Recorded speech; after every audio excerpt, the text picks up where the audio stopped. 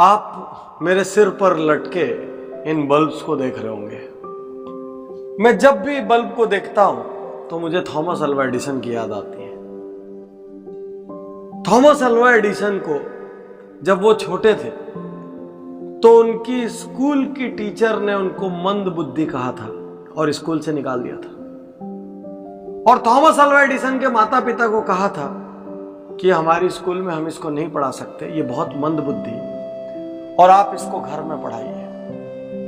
Thomas Alva Edison की मां ने उनकी बात को मानने से इनकार कर दिया और उन्होंने बोला मेरा बच्चा मंदबुद्धि नहीं हो सकता, मैं इसको घर में पढ़ाऊंगी।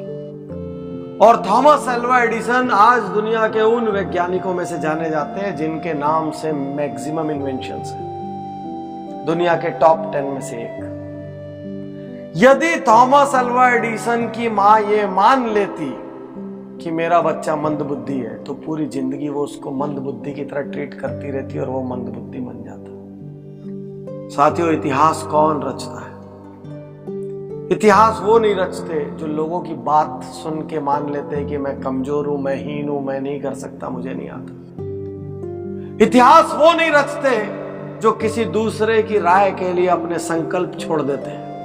इतिहास वो नहीं रचते जो कोई दूसरा डिस्करेज करता है, डिसहार्टन करता है तो अपने टारगेट्स छोड़ देते हैं। इतिहास वो नहीं रचते जो कोई उनसे खराब व्यवहार करता है तो वो अपना अच्छा व्यवहार छोड़ देते हैं। इतिहास वो नहीं रचते जो जरा सा टॉर्चर पाके अपना टारगेट छोड़ देते हैं।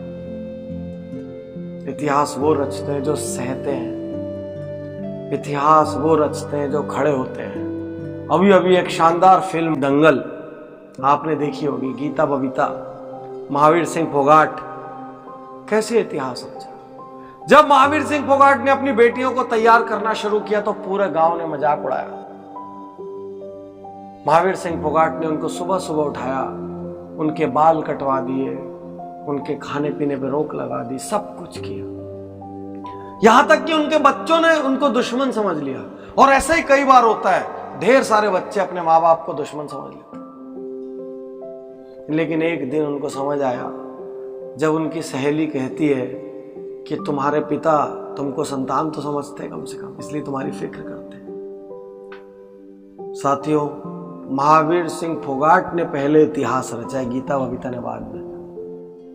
महावीर सिंह फोगाट ने वो बीज लगाया, उनको सींचा, बड़ा किया, सारी दुनिया के तिरस्कार महावीर सिंह फोगाट ने किया।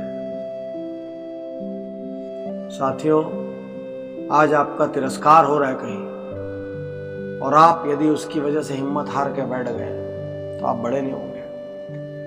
भरी गर्मियों में जिस सूरज का तिरस्कार होता है, सर्दियों में उसी सूरज का इंतजार होता है। याद रखिए, आज तिरस्कार का मतलब आजीवन तिरस्कार नहीं है। इतिहास वो नहीं रचेगा जो लोगों की सुनेगा। इतिहास वो नहीं रचेगा जो टारगेट छोड़ेगा। इतिहास वो नहीं रचेगा जो हीन भावना में चले जाएगा। इतिहास वो नहीं रचेगा जो दूसरों को सुपीरियर और खुद को इंफीरियर समझेगा।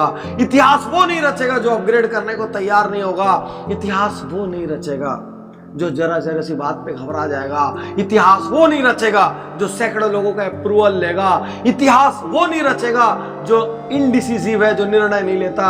इतिहास वो नहीं रचेगा जिसके पास विल पावर नहीं है। इतिहास सिर्फ वो रचेगा जो खड़ा होकर लड़ रहा है, क्योंकि जो लड़ रहा है वो गिरेगा फिर उठ खड़ा होगा। जो लड़ रहा है वो हारेगा लेकिन फिर जीतेगा।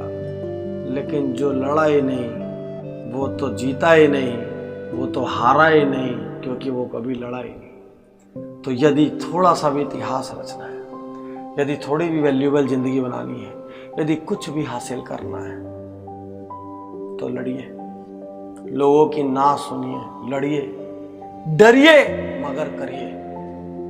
डरना स्वाभाविक है। किसी बड़े काम को करते हुए डर लगता है, किसी संकल्प को पूरा करते हुए डर लगता है, किसी राह पे चलते हुए डर लगता है। दुनिया की बड़ी ऑनलाइन अखबार की मालिक एरियाना हफिंगटन कहती है मुझे बहुत डर लगता है, मैं डरती हूं, because fear is normal, but मैं फिर भी करती हूं क्योंकि उसको करना जरूरी है।